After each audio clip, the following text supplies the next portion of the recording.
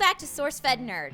I'm Trisha Hirschberger, and today I've got a treat for all you Android and iOS users that have been considering the Windows 8 operating system but haven't gotten to actually check out a Windows 8 phone. Let's tech and spec the Nokia Lumia 810. It's a mid-tier smartphone offered by T-Mobile for $150 after rebate. Okay, first, design. It's super blocky and flat with slightly rounded edges. Overall dimensions are 5 by 2.7 by 0.43 inches or 128 by 68 by 10.9 millimeters. It's also a little bit heavier than I'm used to at 5.11 ounces or 145 grams. There's 3 physical buttons on the right-hand side, a volume toggle, a power button, and a camera shutter, and 3 capacitive navigation buttons on the front. There's a micro USB port on the bottom, an audio jack on the top, and the back has a pretty sweet black matte finish. Now, this back plating is removable to change the color, or swap to one with Qi wireless charging, since the Lumia 810 has internal support for it. You can also access the SIM card, battery, and clouds part, please. Micro SD slot. Yes, that's right. Expandable memory is pretty scarce on Windows 8 phones, so that's a big plus. And it's capable of taking a 64GB card. Nice job, Nokia. Now for the screen. It's a 4.3-inch 800 by 480 WVGA clear black AMOLED display with a sweet polarized filter from Nokia that makes it easier to view in direct sunlight. It's got Gorilla Glass to resist scratches and cracks, and the screen responds to gloved fingers as well, which helps because it's always freezing in this office. Colors are bright, and the white balance seems a little off, but the viewing angles are pretty great. Next, it's what's on the inside that counts, right? In this case, it's a 1.5 GHz dual-core Qualcomm Snapdragon S4 Plus processor with an Adreno 225 GPU, 1 GB of RAM, and 8 GB built-in storage with 7 GB of free SkyDrive storage. The phone is super responsive and loads up pretty fast, but it can take a long time to boot up initially. The battery is an 1800 milliamp battery, which will last days on standby, but it only lasts me about a half a day when I was using it nonstop. It's got NFC and Bluetooth connectivity, and the mic and speakers are both decent enough. The call clarity was pretty good, and there weren't really many distortion issues that I could hear, except for when you're playing music at full blast. Now, when it comes to cameras, there's a 1.2 megapixel in the front and an 8 megapixel in the rear with a dual LED flash and 2-stage shutter button. Color in natural light shots looks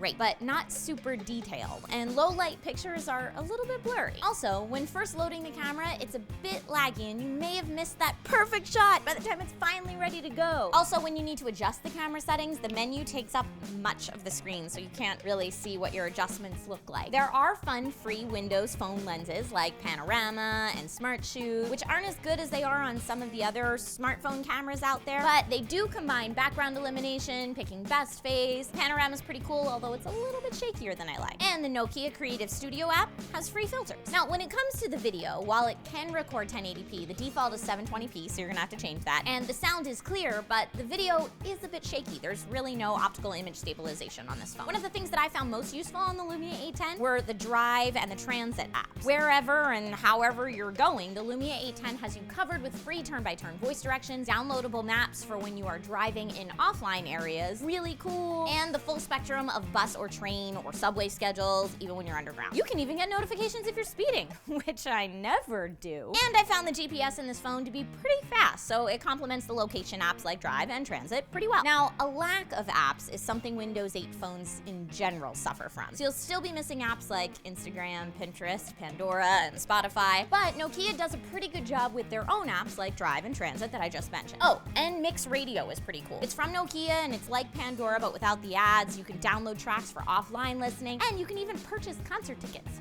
right from there.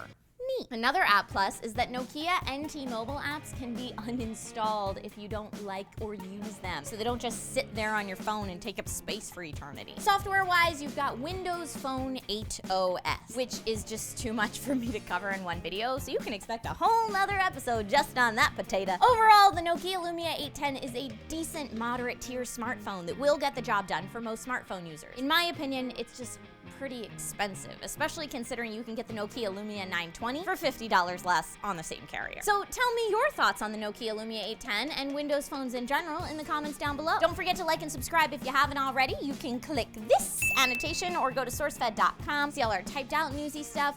My name's Trisha Hirschberger, and I mean, the Windows phones look pretty.